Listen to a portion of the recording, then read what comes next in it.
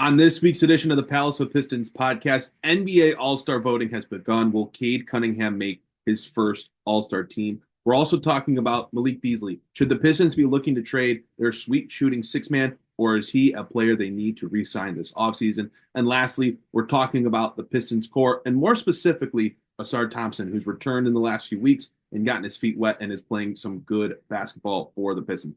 All that and more on this week's edition of the Palace of Pistons podcast, brought to you by Believe. Let's get it. Good evening, everybody, and welcome to another exciting night of NBA basketball. The Pistons are digging in. They got the depth. They got the big men. They got the better basketball team. No doubt about it. Pistons need a three, and they have just under 3 seconds to do it. Here's Chauncey Billups. Here it is. He's got it. He's got it. Chauncey Billups hits the three. Overtime. Amazing. Out of bounds. Detroit basketball. And we are back for another edition of the Palace of Pistons podcast. So great to be joined by Jasper Apollonia. Has been out for a few weeks. It's myself, Eric Johnson, here with you for today's show, our last show before Christmas. And we've got plenty to talk about. Jasper, how you doing, my friend? We've missed you the last week. The listeners have missed you the last few weeks on the show. Well, it's Christmas come early, brother. I'm back. I'm ready. I'm rested. I'm prepared for the new year. This does seem to be a new chapter of Pistons history as we're going right now. So, you know what? Something I looked up today because I was just wondering about it. The Pistons have 5 wins against teams with winning records this year. They've beaten the Heat twice. They've beaten the Lakers. They have beaten the Hawks, and they've beaten the Knicks as well. Do you know how many wins they had against teams with winning records last year? At this point in time, or overall? Overall. I'll go with 2. You were so close. Price is Right rules. You got it. It's 3. 3 wins against teams with a winning record all of last year. They have 5 so far this year. Just something I thought was important to note and might be worth monitoring in the future. So I just think that's absolutely, I don't know if that speaks more to how terrible they were last year or how much they've improved this year. Probably both, right? I'm telling you, and I've said it before, but I need a documentary on last year with this Pistons team. I need to know what was going on behind closed doors, because last year to this year is such a massive difference. And last year, I think a lot of people are still scarred by what happened with the Pistons last season. A documentary on what was going on in that locker room. Look, man, I've been begging for a documentary about the absolute failure of the Detroit Lions for the last, when was JFK assassinated again? Because that's the same day William Clay Ford bought the not William Clay Ford, sorry. William Ford bought the Lions, and they were just an absolute dumpster fire ever since then. I've wanted that 30 for 30. People need to know about how awful this franchise was until just 2 years ago. So hopefully same thing for the Pistons. They always make the documentaries about the great teams. Right. They never make them about the absolutely horrendous failure teams. And I feel like those teams are more interesting most of the time, Well, it's like on social media, the posts that get the most interaction are the negative ones, or the ones that are hating on a player or a team. It's not the ones that are about praise or how great a team or a player is. So you'd think they would make some more stories and documentaries about the bad teams. But hey, we've got a lot to get into, and I really don't want to slow us from getting there. But before we get into everything that we're going to talk about today on a jam-packed edition of the podcast, I want to give a word to our weekly sponsor. As always, it's BetOnline. BetOnline continues to be the world's most trusted betting platform and your number one source from online betting. From the earliest odds to in-game live betting, BetOnline provides you with all the action and the ability to watch the games as they happen. With the largest selection of odds on everything from football, the NBA, college basketball, NHL to UFC. Head to BetOnline today and don't forget to use our promo code BELIEVE BLEAV, for your welcome bonus on your first deposit. Again, the promo code BLEAV, BLEAV. Bet online. The game starts here. Also want to take a moment here to say, hey, wherever you're watching, wherever you're listening from, go hit that follow button. Go hit that subscribe button. Leave us a like. Leave us a rating. Leave us a review. Any of that good stuff. If you're in the spirit of giving during this Christmas season, that is the one gift that I think all of us at Palace of Pistons, but definitely myself, would very much so want is your support on this podcast. Show us some love. We greatly, greatly appreciate it.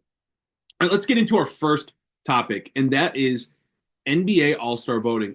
NBA All-Star voting opened up on Thursday, and I think for the first time since Blake Griffin was a Detroit Piston, the Pistons have a real candidate for the All-Star team, and that is none other than Cade Cunningham. In an Eastern Conference with a ton of talent at the guard spot, it's going to be a close race for those roster spots. But I think Cade Cunningham is firmly entrenched in those discussions. You look at some of the guys he's competing with, and apologies if you're a fan of another team and I missed a guy, but this is who I put together. Donovan Mitchell and Darius Garland from Cleveland, Trae Young, Jalen Brunson, LaMelo Ball, Damian Lillard, and some other guys, Derek White, Tyrese Maxey, Tyler Hero. Cade Cunningham is right there in that mix with all of those guys. The unfortunate thing of the All-Star game is every year there are some guys that I think are All-Star level players, but just unfortunately don't make the roster. Jasper, what do you think? I think it's pretty clear Cade Cunningham's playing at an All-Star level, but do we think he's going to find himself on the team and being named to his first All-Star game? It's an interesting question, and it really is quite a breath of fresh air that you are legitimately talking about Cade Cunningham being in this discussion, and not only being in this discussion, but being a player that, if he's ultimately not selected, will be looked at as one of the bigger snubs of this All-Star season. I think that that's very much something that coming into this year, we certainly talked about it on this podcast, was not necessarily an expectation, but was a hope for him. And now I think it's more than just a hope. I think it's kind of an expectation. You're not just getting it from Pistons fans. You're getting it from fans of teams from around the league, independent commentators, people who don't have skin in the game. They're looking at what Cade Cunningham has done this year, and they're saying, this is a guy who absolutely deserves to be in that discussion. Somebody that you left off was Tyrese Halliburton. I don't think he deserves to be in there over Cade. And that in and of itself says a lot about where Cade Cunningham is right now. If I'm looking at this, I think there's a few players that are absolute locks. Donovan Mitchell is an absolute lock. There's no way he is not making the All-Star game. Jalen Brunson, absolute lock for the All-Star game. And I think you could actually make the argument that Brunson is on a little lower level. Like, he's one of those guys where I could see it going either way, but he plays in New York. He's Jalen Brunson. He's going to be an All-Star. I think Darius Garland is another guy, maybe not like a mortal lock, but he's going to be there. The Cavs are getting 3 All-Stars this year. Trae Young, I think, is another one. I would just be shocked if he's not in the All-Star game. Damian Lillard as well. Okay, right there, you're talking about 5 guys for 8 spots, right? And this is where the math gets tricky, and you have to look at everybody else in this discussion. You're talking about LaMelo Ball, Derek White, Tyrese Maxey, and Tyler Hero. And for me, when I look at that list, I think they're all very close. If you're looking at the absolute peak of their powers, I think you could make an argument that Trae Young deserves to be in there over Cade Cunningham. After that, however, I'm taking Cade. I'm rolling with Cade in them. Like, that's how I feel about this. If you give me the option of Derek White, Tyrese Maxey, Tyler Hero, Cade Cunningham, I'm taking Cade every single time. Look, LaMelo can't stay healthy.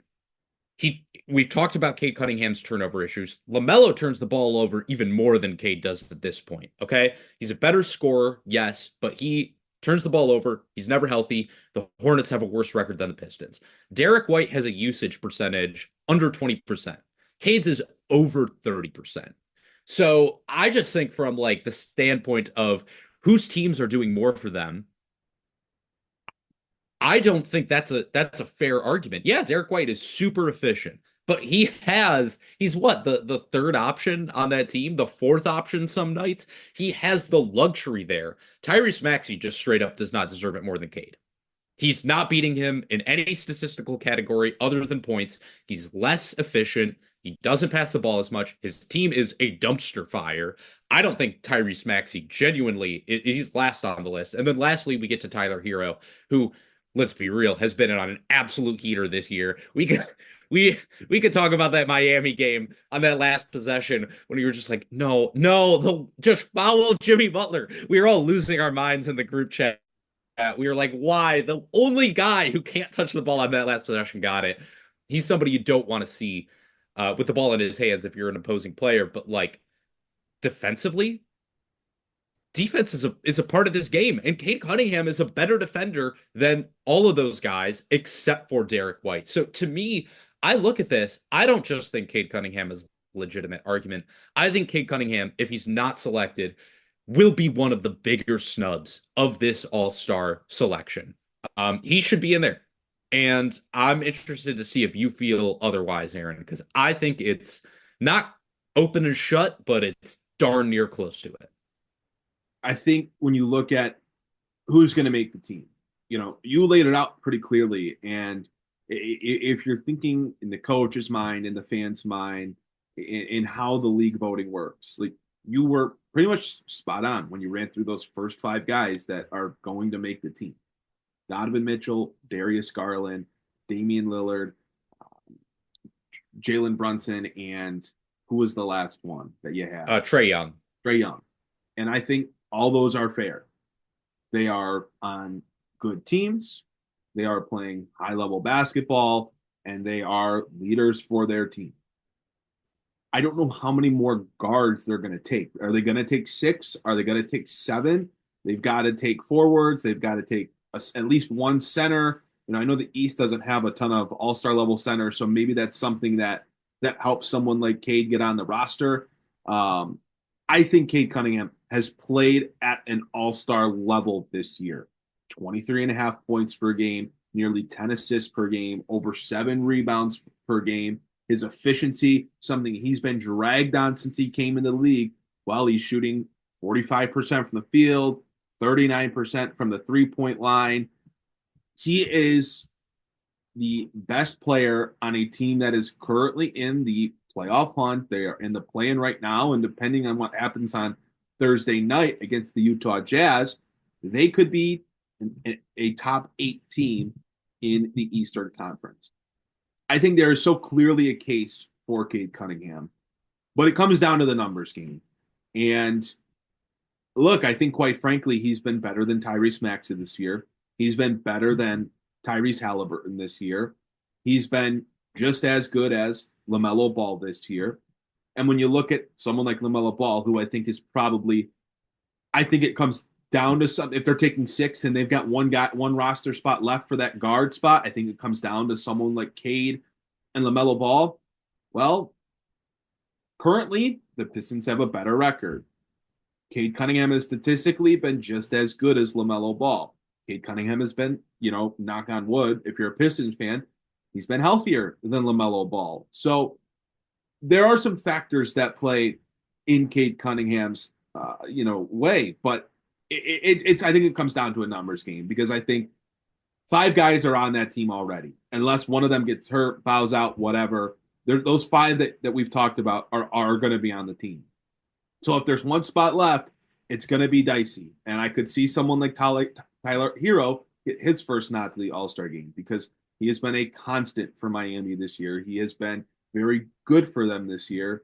And if, the Heat are going to get a representative, maybe Jimmy Butler gets it off reputation, but I think Tyler Hero has been just as important for Miami this season. So I think it's a difficult question. I don't think Cade has a clear yes or a clear no in either way right now. I think he's firmly entrenched in the discussion. And I guess it's maybe some bias from having watched him this year so much, but seeing the growth, seeing the the jump that this team has made with Cade Cunningham bearing the weight on his shoulders of that jump, he's so clearly deserves it. And it would be really unfortunate if he is having the season that he's had and continues to play at this level and doesn't get the nod. I just think also when you look at, for me, the two guys who really have a similar level of argument to Cade are Hero and LaMelo, as you said. But for me, like, neither of those guys play defense. And I do think, I know it's the All-Star game, but that does have to factor into the equation when you're talking about a close race like this. Neither guy plays defense. Cade is one of the better defenders on this team. I would argue he's a top 3 defender on the Pistons right now. Top 4, depending on how you feel about like Ron Holland and whatever. So I just think that like you have to take defense into account when you're coming down to the wire like that. Cade plays better defense, and he's far more of a playmaker than Tyler Hero is. So to me, it's between him and LaMelo. And when I just look at, you know, coming down to splitting hairs, because that is really where you're at with both guys, I think overall what Cade has brought this year in terms of availability and in terms of defense has just, it's been better than LaMelo's. I think a big part of All-Star voting as well comes down to what have you done for me lately? Like, you need to get hot at the right time. The narratives need to be in your favor in order to get that fan vote and even the coaches vote. Like, that's something that they are going to take into account as well. And Cade is so hot right now. A lot's been made of his play over the year in terms of efficiency, and it happened last year too, where he started off like turning the ball over a lot, not shooting super great. Here's what Cade's done in its last 10 games, Aaron. 23 points, 7.8 rebounds, 11.2 assists over his last 10. He's shooting 44.5% overall from the field, 41% from 3, 71% from the line. That is pretty much the only thing I can ding him for. And look, he's only averaging 4 assists per game as well. That's a 2.8 to 1 assist to turnover ratio. He is a prolific playmaker who is not turning the ball over at a crazy rate. Look, his turnover percentage in that span, it's 36th in the NBA this year. His assist percentage in that span, first in the NBA this year. So this guy is giving you an absolutely elite level of playmaking right now, scoring efficiently for the most part, and not turning the ball over all that much. I just don't know what else you can ask for him. Like, he's carrying this team on his back. And not only that, but he's still giving you plus defense from a position that you absolutely need it, because he's playing next to Jaden Ivey most of the time. So to me, what Cade has done, I just look and I think about this. It's like, if they gave it to Tyler Hero, we would look back at that selection in 10 years and would just be like, why did this happen? You know, you ever get those where you just look back at an all-star roster, an all-NBA team, and you go, that, I understand why they did it, but man, that aged poorly. And I just think a Tyler Hero all-star selection would age so poorly when you look at it next to what Cade's done. Yeah, and I think, like, if you look at it from a standpoint of, you know, do coaches or do the league, you know, do they consider a team already having a representative? Like, do they factor that into giving another team a representative? You know, kind of like in baseball, every team has a representative. It doesn't work like that in the NBA, but does it factor in? Because I think Miami, Bam Adebayo is going to be an all-star. I think Jimmy Butler has a strong case to be an all-star. You know, I don't think Miami's going to end up with 3 all-stars. I think they could end up with 2, and I think it could be Bam Adebayo and Jimmy Butler.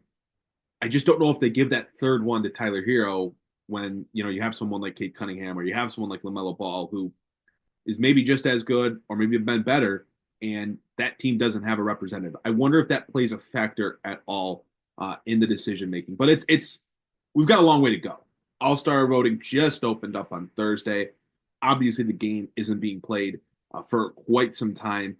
A lot could change in between now and then, and whether it's team performance, player health, like so much could impact how this ends up shaking out. But as of now, I think Cade Cunningham has a really, really strong case to make the All-Star team, and it's something we'll be watching very diligently as the season progresses. Dude, the center situation, if Bam Adebayo is like a lock, that's My God, how bad are the centers in the But East? who Bam's else is shooting. gonna get it? I know he's shooting 44% from the field this year, man. Like it's not just the threes, he's shooting 47%. He's like a jump shooting big. Uh, It's some like 2004 level like big man stuff right there. you just It's don't have Embiid this year to give the automatic lock to. So it's like it's. I mean, I look in the Eastern Conference and I'm trying to figure out who the center is going to be. I mean, unless they give it Vooch. yeah, Vucevic, or I don't know if they'll give Mobley like a center position. Oh my God, Jakob Pertl, all-star, like all-star game. Here we come. Yeah, that's actually absolutely crazy. That's another thing too. You cannot give the Miami Heat 3 all-stars for God's sake. Do not do that.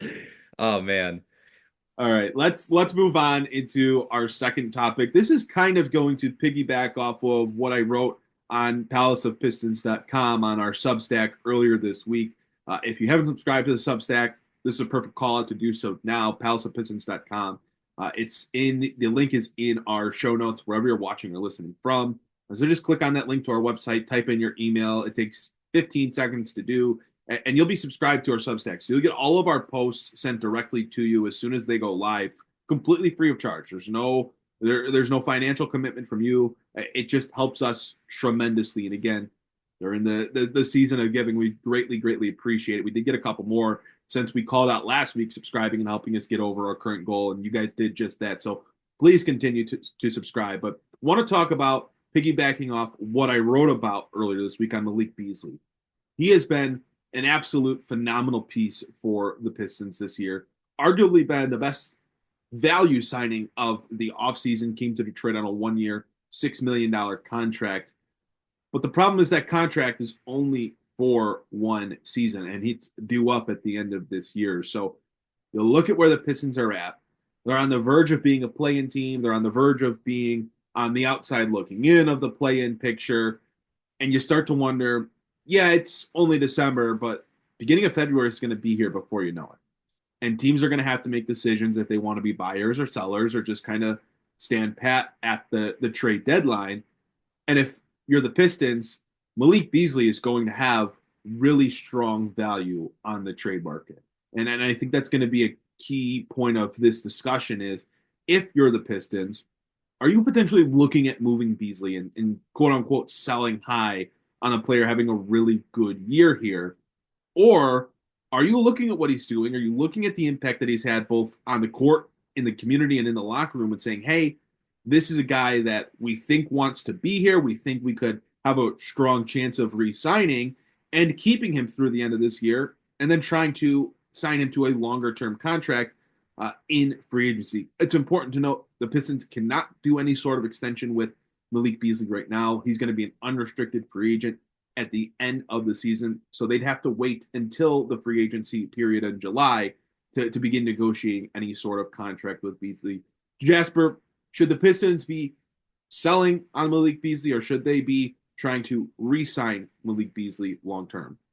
Aaron, I'm fascinated to hear if you have a strong take on this, because for me, I am truly between two minds with this, because as we've said, the Pistons are in a position still where they are not a great team. Like they are not even really a good team. If we're being honest with ourselves, they are still under 500.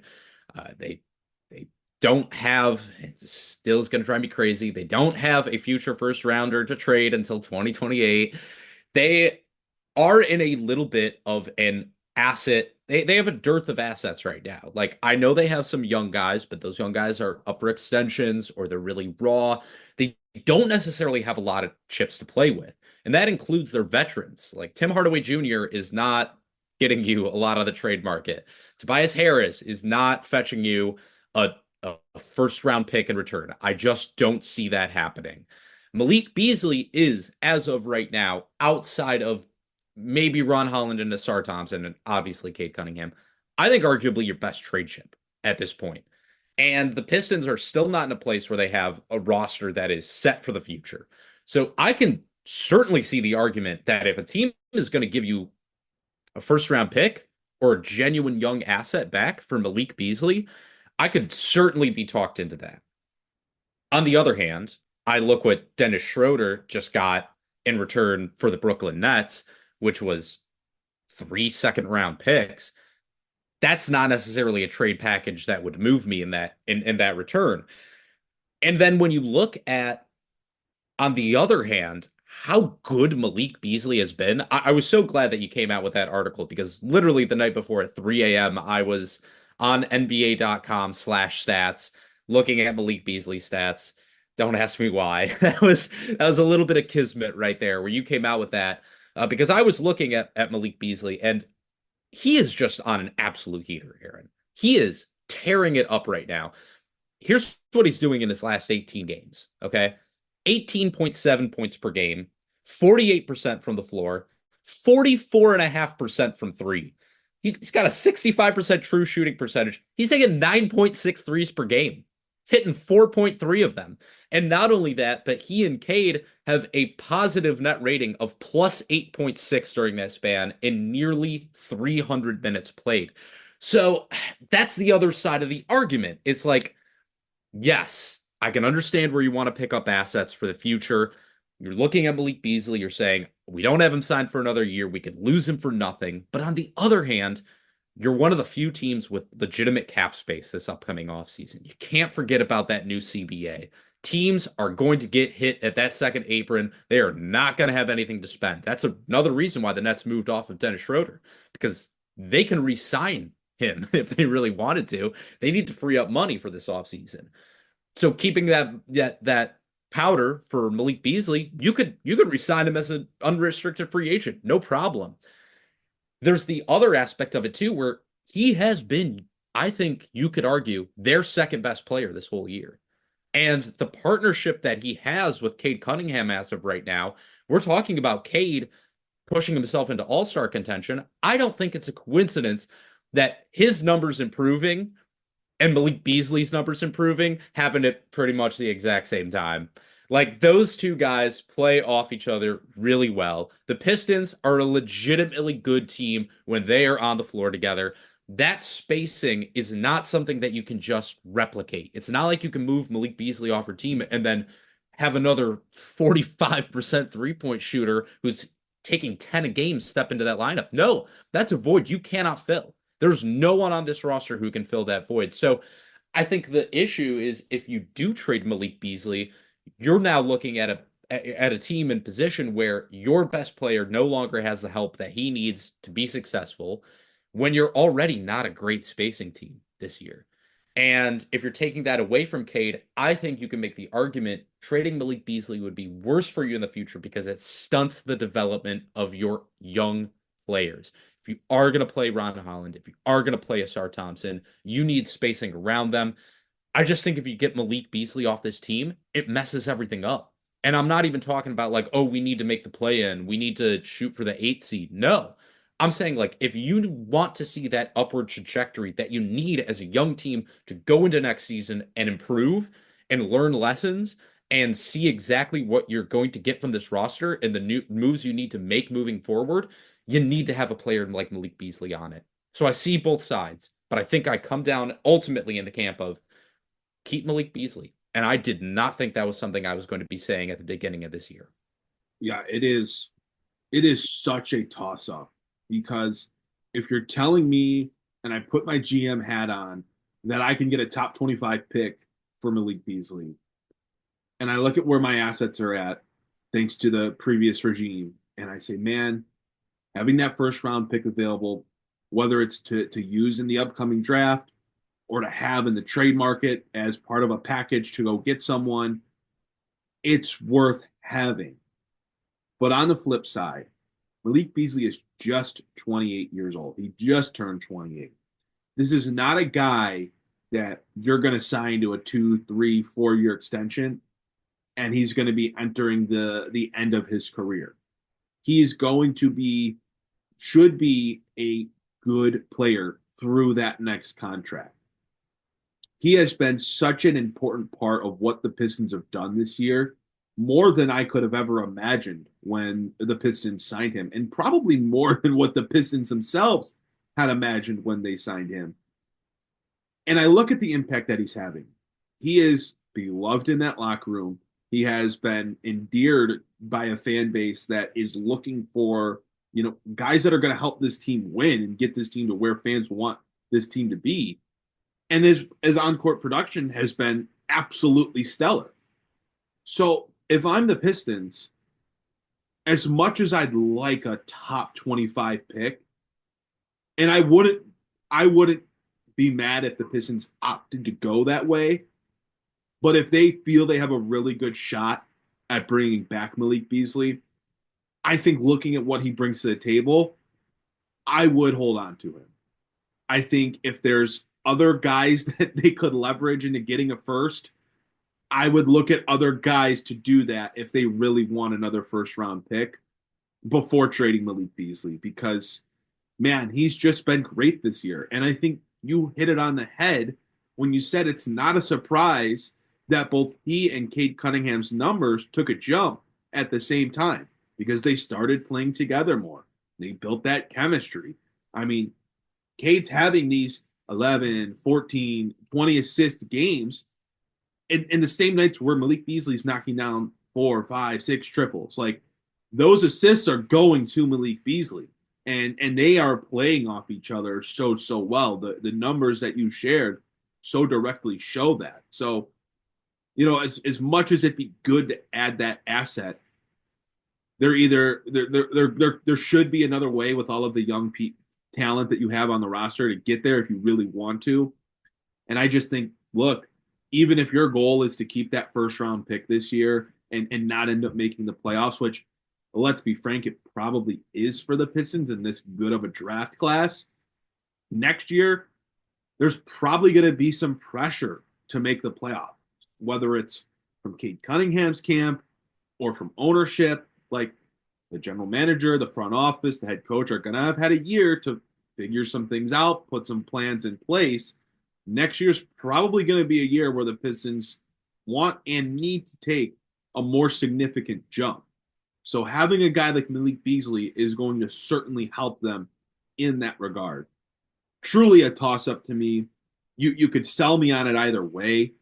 The only way I'm completely out on trading Malik Beasley is if it's going to be, hey, we'll give you 3 or 4 second-round picks, because those are, quite frankly, worthless. You can buy those on draft night. You can trade, a back-end roster guy and some cap space for a second-round pick on draft night if you really wanted to. So, look, man, it's a toss-up. This is where I'm very curious what everyone thinks. I'm curious what people think about, if Cade Cunningham's an all-star, but I'm really curious on what people think about Malik Beasley, because it's such a toss-up to me.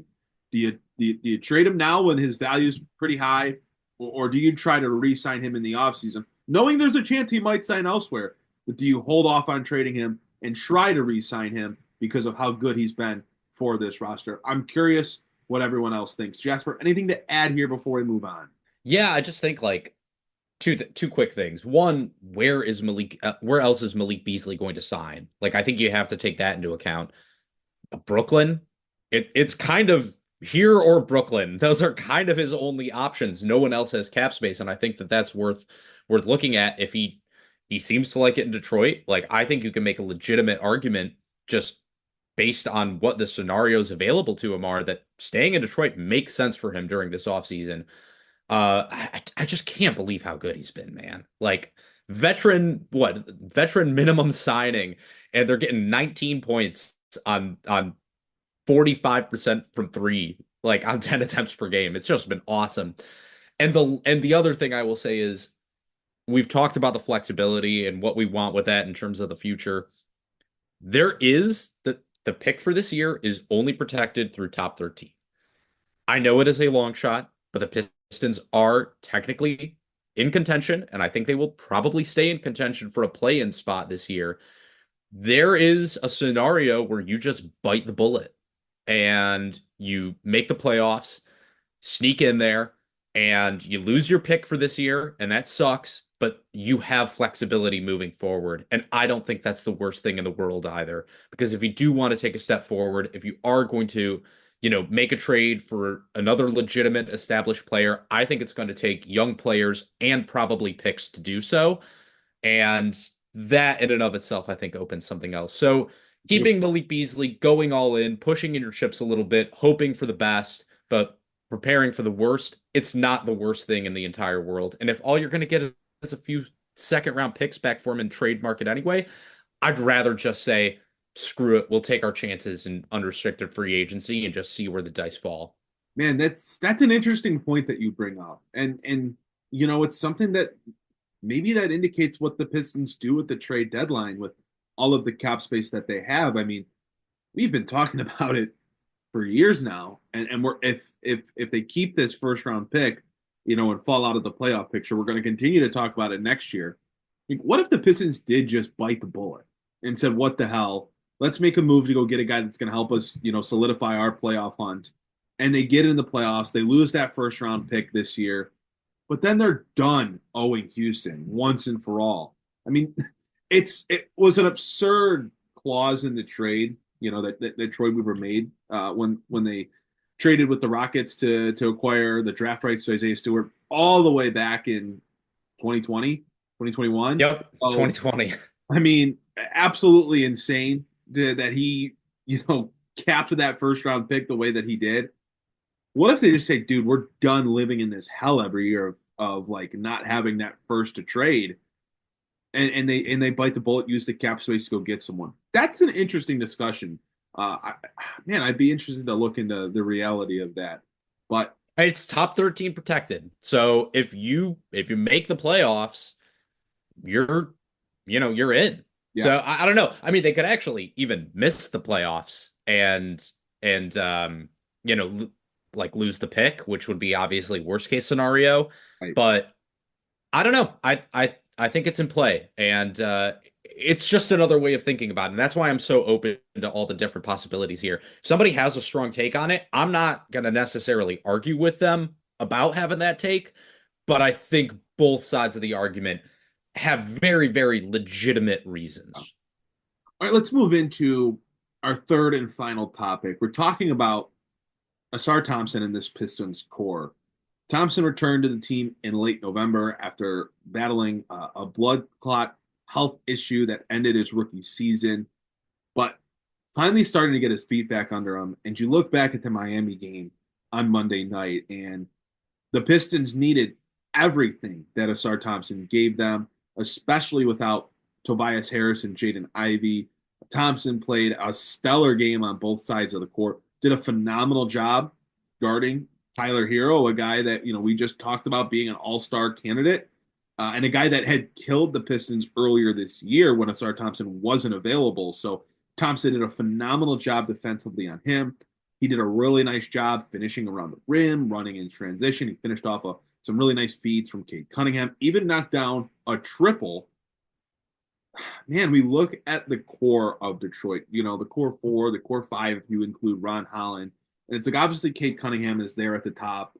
Nobody's touching him in that spot. He is the number one guy by far.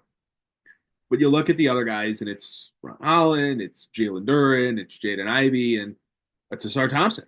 And I'm curious where everyone's at on this. Where does Ausar Thompson rank in that core right now? Jaden Ivey, as much as we like the improvements that he's made at times this year, has been wildly inconsistent. Jalen Duren has unfortunately been a disaster all year long. And Ron Holland, he's a rookie. He's very raw, very unpolished. Has Ausar Thompson jumped into the number two? Was he always like the number two guy in this core? I'm curious where everyone thinks. Jasper, where are you on this? For me, Ausar Thompson has been the number two for a long time now. And frankly, for me, the only real discussion for that number two spot behind Cade, it's maybe not even fair to put Cade in here anymore because he's not really a prospect. He's pretty damn well established himself at this point. We're talking about this man as an all-star. I don't think you could really be a prospect at that point when you're one of the 24 best players in the league or somewhere in that range. So for me, I think it really comes down to Ausar Thompson or Ron Holland. And I could hear a legitimate argument for either one of them. But for me, yes, it's Ausar. I just am. The flashes are so tantalizing, Aaron. Like, you see what he did against Miami, and boy, you see what kind of a wrecker he can be on both sides of the ball. There was a great bucket he had off of a cut from the 3-point line. That's one of the things I think JB Bickerstaff really has to do for the rest of this year in regards to Ausar Thompson and Ron Holland. He needs to figure out what to do with them on offense. He needs to figure out how he can integrate them in a way that makes more sense. Because the reason that cut stood out to me was that Ausar Thompson didn't cut all that often. He was doing a lot of camping out at the 3-point line, and I've seen a little bit too much of that so far from him. They need to get him in motion. They need to get him moving. That one turnover Cade had at the end of the game while they had Ausar Thompson in there, he was standing at the 3-point line. He was standing in the corner, and so the Heat were able to just collapse on Cade when he drove into the lane and force a turnover. Like, that is something that you need to figure out if you want to play these guys together, especially at the end of games, because the Pistons need good defense towards the end of these contests. Ausar Thompson, Ron Holland are arguably two of their best defenders, but you need to be able to have the ability to score on the other end as well. And JB has his work cut out for him because he has to figure out how to keep defenses honest while also keeping those guys on the floor at the end of games. I just think that that's something you really need to look into when you're thinking about the long-term upside of these players. Like, how can you get them to work together with Cade in every situation, not just certain situations? But when I look at the talent, I have to go with Ausar Thompson, man. Like, he's so explosive. He has such a tantalizing skill set on both ends. He's an absurdly good cutter. He can pass the ball. You're seeing him grow in his confidence as these games go on, as his minutes restriction starts getting lifted a little bit more. He had what, 4 steals in the first half against the Miami Heat? He was just a wrecker, and he was making such a difference. And I think ultimately that's why I'm so high on him, is because you look at the amount of a difference he makes, the plays he makes that pop out on the screen, the things that he does that are small, but they're all encompassing in the game. I just see more of that than I do from him than I do from Jalen Duren and Jaden Ivey. I'm willing to live with what the potential could be in terms of the downside, because the upside is so high, Aaron. That's how I feel. Like 16.3 points, 4.6 assists, 8.3 rebounds, and 3 steals plus blocks combined in 36 minutes for Ausar right now. And he is nowhere close to back to fully being into game shape. Like, he had to go to the bench with cramps twice against the Miami Heat because he's still working his way into it. I think when I look at this and the amount of potential that he has, what he could do for this team, and what the league is predicated on, which is wings and wing defense and switchability in the playoffs, I have to go with Ausar Thompson. Yeah, I think in a world of what have you done for me lately, like, Ausar certainly climbed the ranks. I think there's a world where it's still Jaden Ivey, but I'm not going to blame you if you think it's Ausar Thompson, because I think they're kind of neck and neck right now. I still think Jaden Ivey has a really strong ceiling, but he's had his moments this year where he's been really good, and he's also had some moments where he's been really bad and he's been unplayable, and that's why Malik Beasley's on the court over him. And you look at the numbers and you say, well, Cade and Ivey have not had near the success that Cade and Beasley have when you look at the numbers, when you look at the statistics as a two-man unit. So I think the two-way impact of Ausar is really important. And he is going to change the game for Detroit defensively. And for a team that has struggled defensively for the last 3, 4, 5 years, like, that's really, really important. And getting him back is really big for the defense. I know the Pistons this year started off the year a little slow defensively, then had a stretch where they were really good. Right now, they're kind of working through some things, and they've been very open, like, talking about, hey, we've got to figure that out defensively, get back to where we were. Ausar Thompson's going to help with that. But it goes right back to what you said of, like, can he become a serviceable three-point shooter? Not that he needs to take and make 4 or 5 threes a game, but if he gets it, can he shoot 33, 34, 35%?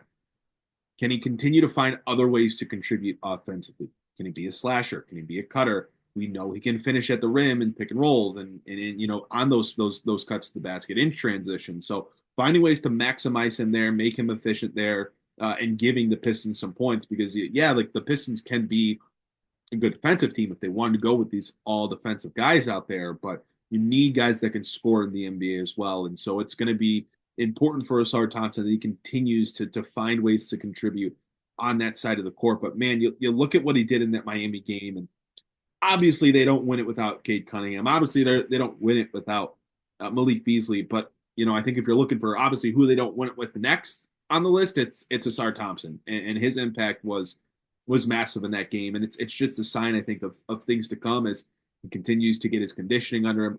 Remember, this is just his second year in the league, so as he continues to build that development and that chemistry with some of the new guys on the team or guys that he quite frankly hasn't played with in a while. So yeah, I'm not going to blame you for putting him 2. I think you could put him 2. I think you could still put Jaden Ivey 2 if you wanted to, but he's definitely surpassed Jalen Duren if he wasn't already ahead of him.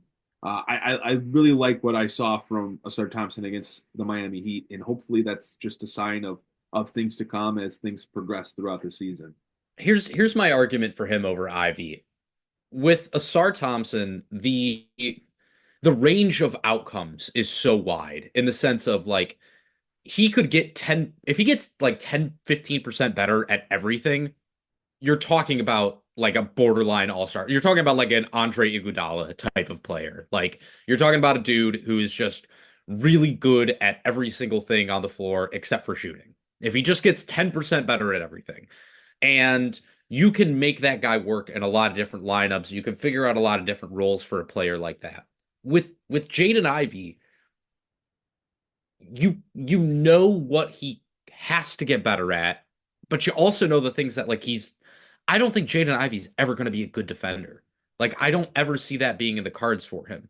The only way I see him being like a really truly impactful player on like a championship contending squad is if he becomes an elite scorer and or a borderline great distributor of the ball. Like that's the only way he can be a contributor, in my opinion, like a big time meaningful contributor to a contending team is if he becomes one of those two things.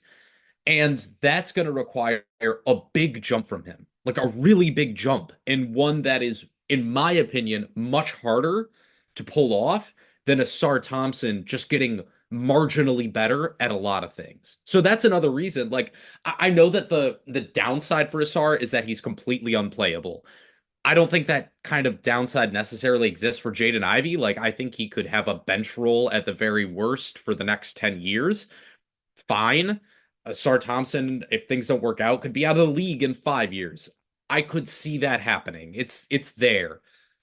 But when I think about like the possibility of these guys hitting what you would need from them when you are truly trying to take that next step and not just trying to be a feisty, frisky team on the fringes of the playoff, I actually think like I'm higher on Ausar's possibility of getting to that point than I am Jaden Ivey's, if I'm being completely honest with you, because I just don't think that he's that far off in a couple of categories.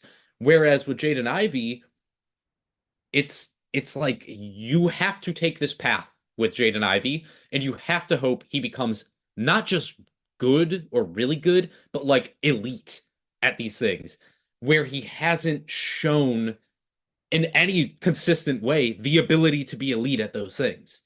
He's shown the ability to be a good scorer, a decent shooter, and okay secondary passer.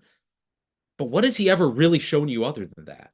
So for me, if I'm thinking of this argument, like I just think there's there's more paths and there's a better path for Ausar Thompson than Jaden Ivey. I don't know. Do you disagree with that?